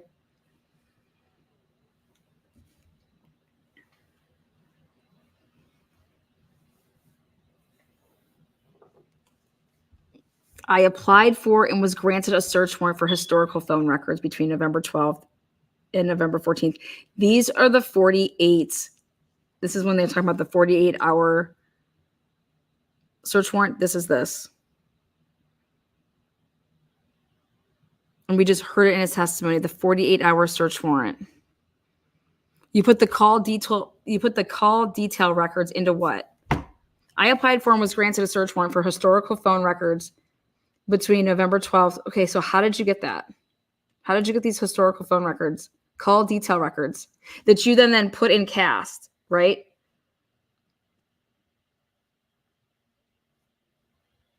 So based off of Payne saying, I'm telling you, this man shut off his phone.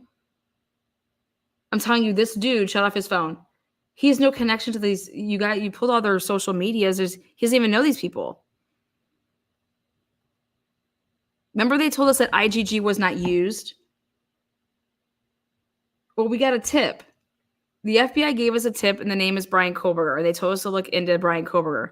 So did you put that on your warrant, on your application? This is going to be insane tomorrow. Because then once you did that and you did get that, and they came back,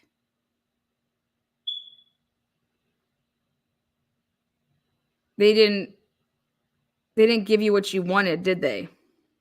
I don't believe that they provided him with saying, okay, then and this is what they then said. They then analyzed that. Okay. So then on December 23rd, pursuant to the search warrant, I received records for the 8458 phone from AT&T. Though these records indicated that the 8458 phone is subscribed, Bryan Kohberger, blah, blah, blah. These records also included historical cell site location information. After receiving this information, I consulted with an FBI special agent. Who did you consult with? He's going to say Nick Balance.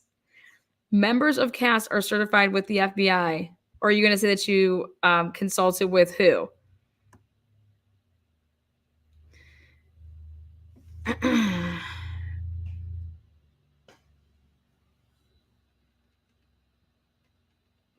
The FBI CAST that I consulted with has over 15 years of federal, right there, he consulted with, which includes 6 years with the FBI. From information provided by CAST, from information provided by CAST, he doesn't say from information provided by CAST, not by the person, I was able to determine estimated locations. And then this is what he says. And that's why I think it's Brady material as well, because they don't show that. On November 13th at approximately 2:42 a.m., the 8458 phone was utilizing cellular resources that provided coverage to here. But it's also consistent with providing coverage to where else. It's going to be a wide ass radius at approximately this time. And then moves to southeast of the coverage, okay? Which just means it could also be moving southeast of that other location. This is consistent with the movement of the white Elantra. What are you talking about? Oh, well, because we found this white Elantra that we're just going to say that we found. It's whatever, and here it is.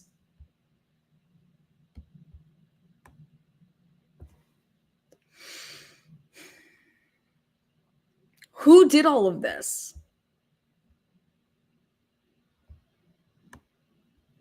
Who did this?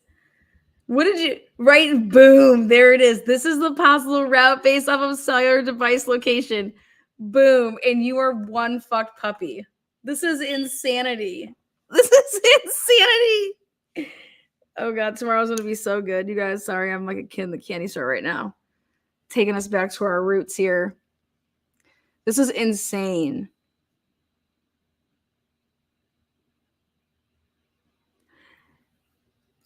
Payne put and wrote all of this all over a probable cause affidavit for the arrest of a man who has been a police officer for 4 years. 4 years.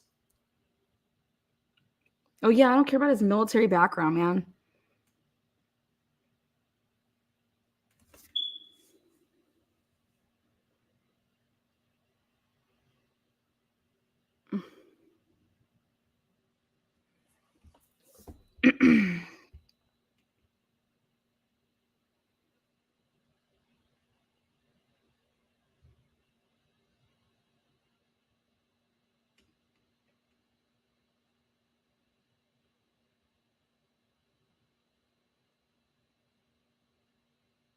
When Ann asked Mowery, if he went ahead and looked at them, did you look at them? Why do you think he's saying no?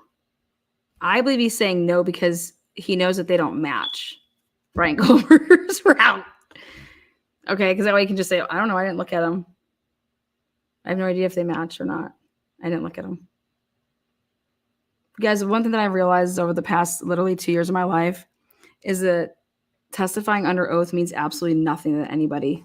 They don't look at it like a, you know, you remember you're under oath. You want to know why nobody cares about lying under oath anymore? Because nothing happens to anybody when they do lie under oath. It's disgusting. So we have to start going about it somehow, but people need to start getting in trouble for perjury. Lying under oath.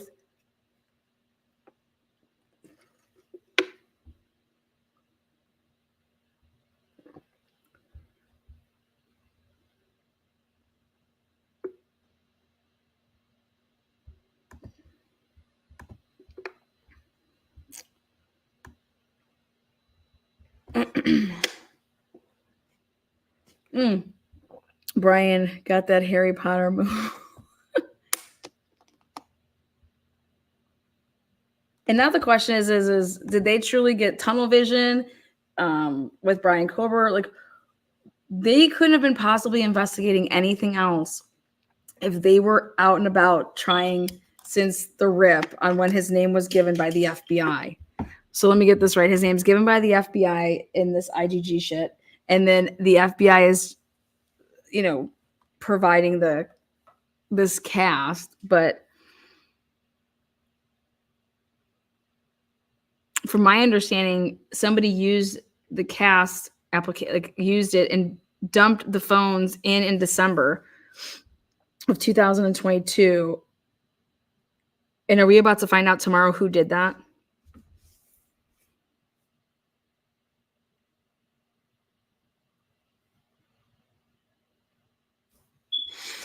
So, all right, guys, I'm ending this right now because, whoo. Join me back tomorrow. Again, it's a live hearing for the public to see. It starts at 1 Eastern Standard Time. It's 10 a.m. Idaho time, Pacific. And how many people are going to be testifying tomorrow? I'm saying 2 or 3. 2 or 3. Lost in the Storm says, I think it'll be postponed. I don't. Maybe after they watch this episode. Last one down to the Christmas tree is a rotten egg. There you go.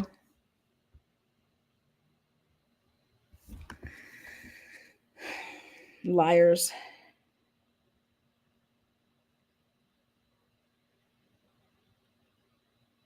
All right, guys. Ooh. Saddle up. Saddle up. Be in trouble.